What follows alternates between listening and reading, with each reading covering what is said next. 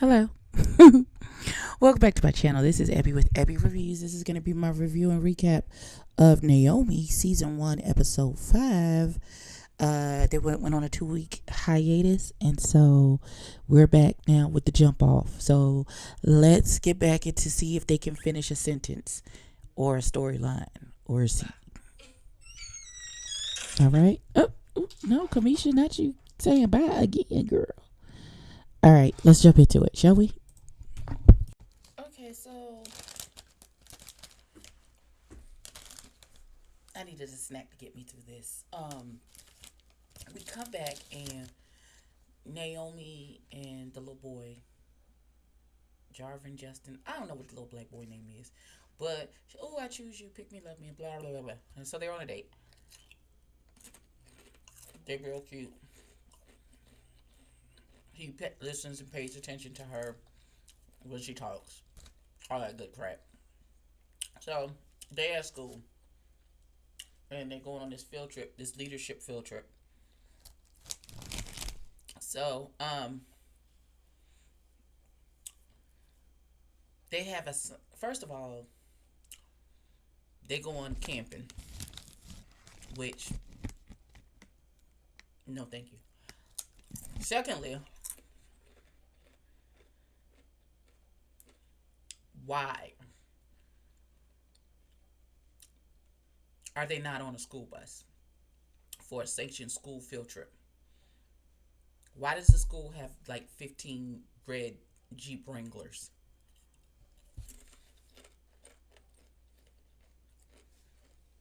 What kind of school they go to? If they can afford 15 Jeep Wranglers, who's driving all these cars? Because all these kids can't drive. And will the school insurance allow the children to drive these vehicles? None of this makes sense.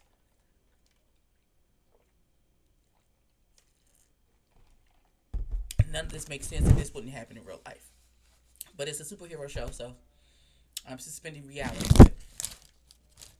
Just so you know that I know, this shit wouldn't happen. But they have assigned seating for these Jeeps because she was going to ride up with the boyfriend. But she has to ride up with the other little white boy instead. Also, she's meditating with Shang Li.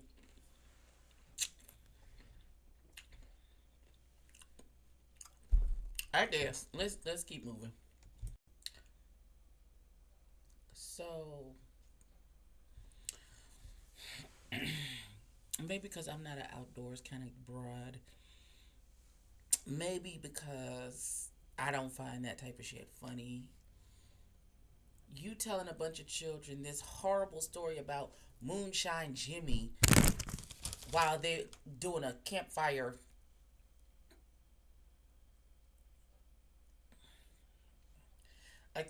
situation, and this horrible story about this man who got drunk and killed all the loggers at the camp.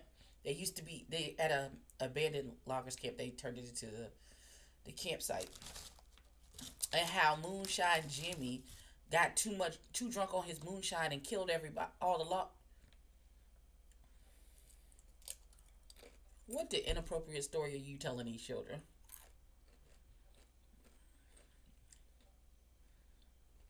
That's some old bullshit.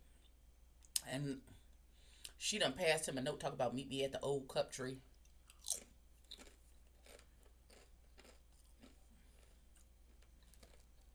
But of course they're not gonna be alone because the Scuba Gang ain't gonna let that happen because that's what they do. So we gonna see. Now the daddy brought the mama in to meet his boss. I don't know, because she the best at what she do. That's as far as I got.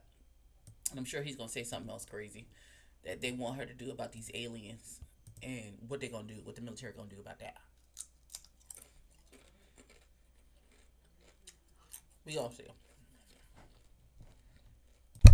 None of this shit makes any sense. But okay, we're going to go with it. So Naomi and the little boy meet in the woods. Then they talking. He's like, everything was great. but I feel like we need to talk. And she was like, okay, what's wrong? She's like, nothing. The kissing, the dating, all of it is great. But it was also great the last time. And then you just broke up with me out of nowhere. Why did you break up with me? Before she can answer, here come the little white boy. He act like he then had 16 drinks. He's stumbling around talking about, I just saw Moonshine Jimmy, and then he passes out. So something about a ghost. He went to go see some stars. We don't know what's happening. It says so we're gonna go on a hunt. And they talk about some cabin that's outside of the in the woods somewhere that somebody named Belinda used to live in. So the Scooby gang minus the purple haired girl go to the cabin, and all they find is a bunch of cookies, and then they find some fluorescent stuff on the ground. And the little white boy said, that's what I saw last night before I had the episode. And so it was like, then Naomi's spidey sense started tingling, and she was like, oh, we gotta go now.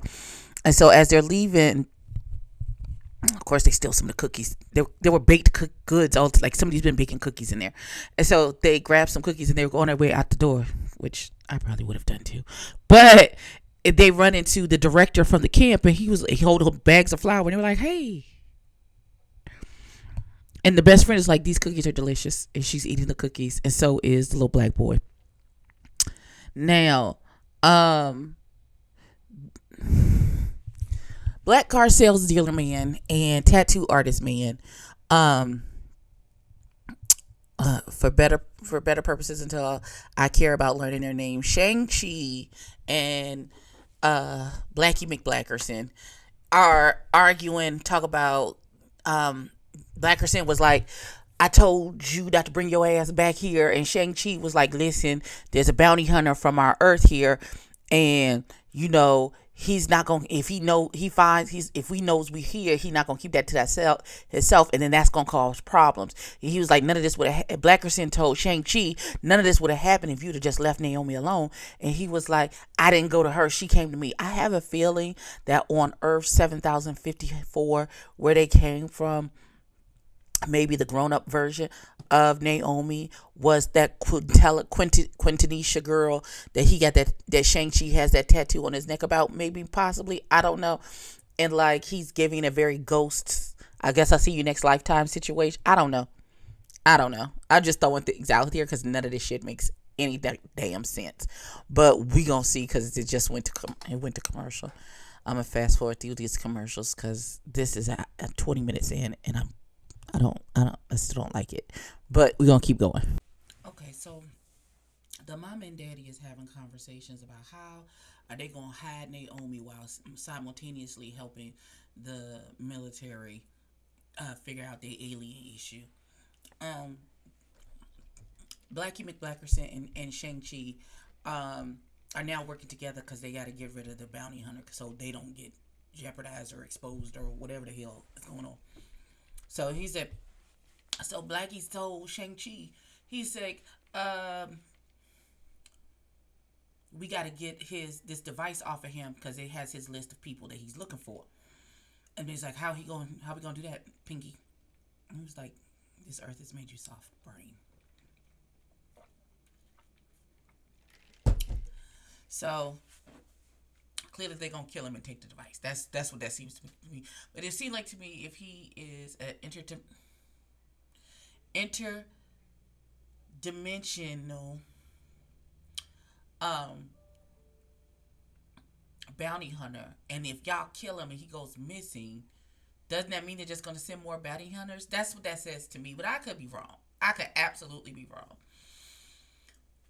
So the little boyfriend is still trying to figure out why she broke up with him in the first place, and he talking to the best friend about it. Meanwhile, they still trying to investigate because they got put on chore duty because they were in that man's cabin because he's stress baking. Why are you stress baking, sir? And so that's happening, and they were able to charge the camcorder that they found, and that Belinda person was on it, and you saw the glowing stuff, and she says they're using that chemical, whatever it is. When you get close to it, you get disoriented, and they're using it to change the ecosystem or do something to the ecosystem of that particular forest. And she was like, she fell down and she had like a bloody nose. And she looked up and she was like, oh my God, what are you doing here? Camera goes off. So, and then she had a little Green Mile light explosion moment. And then it went back to commercial. I feel like this show is mad tedious. And I feel like I still got 27 minutes left. Okay, here we go. Okay, so after a lot of hemming and hawing, Naomi decides that she's going to continue to look and figure out what's going on with this thing. So she sneaks out, and the little white boy sneaks out, and he's going to find answers because everybody thought that they was going to just leave it alone, like somebody with some sense would have. But they meet up, and she was like, "You need to go because it's dangerous." And he was like, "You're here," and she was like, "You're right." Okay, so they find the glowing rocks, and he takes some pictures and stuff, but it's affecting the little white boy. He's falling out. So they're trying to get him out. She's trying to get him out. She's trying to drag him along. His nose is bleeding, all kind of foolishness. And then all of a sudden, here come Counselor Jeff. Talk about you should have stayed out of it. Apparently, he's not human either. He's like this. It works quickly on human, but apparently not on people like us. His eyes start glowing. Then there's like all these veins in his face. And then Naomi hit him with the Caillou. And these light flashes hitting him. And then she kicks the door open and her and the little boy escape. And then it goes to commercial. I 1,000% believe they're not going to discuss anything that just happened when they get back. And we're just going to be left hanging because that's how this works. Or it'll be the end of the episode. I don't know. Something stupid's going to happen. But we shall see. We shall see. Okay, so we come back and the police have magically been called and they're taking people away. And the little boy, I guess he's recovered. He's lying about what he remembers because he says he doesn't remember seeing her use her powers. That's a lie. That's a bold-faced lie. But whatever. And so the best friend is me and me is she. Because she was like, I don't know why people... There are people who like camping, but I'm not one of them. Let's not ever do this again. The parents were successful in their switcheroo of whatever artifact that they had on the base to where they convinced the people. And with her analysis of the language is ancient, but it is not alien. And it looks like the military people bought it. Shang-Chi and Tyrone, I'm calling him Tyrone now because Blackie McBlackersons just seems rude and disrespectful. So Tyrone and Shang-Chi talked to each other and they said they got the thing and neither one of they got rid of the bounty hunter. They sent him to the Phantom Zone. I don't know what the Phantom Zone is, but I feel like that's somewhere you go and you don't never come back from. But they sent him to the Phantom Zone. We not exactly, I don't know. I just feel like they're just gonna send somebody else, but that's just me. But Naomi and the boyfriend have a conversation. She tells him, I broke up with you before because I was scared of being hurt, blah, blah, blah. We're going to try it again for real this time. Even though I'm still scared, I'm too scared not to try. Wonderful. They end up holding hands. That's how the episode ended. This show, I want to like it a lot. I want to like it a lot. I want to like it.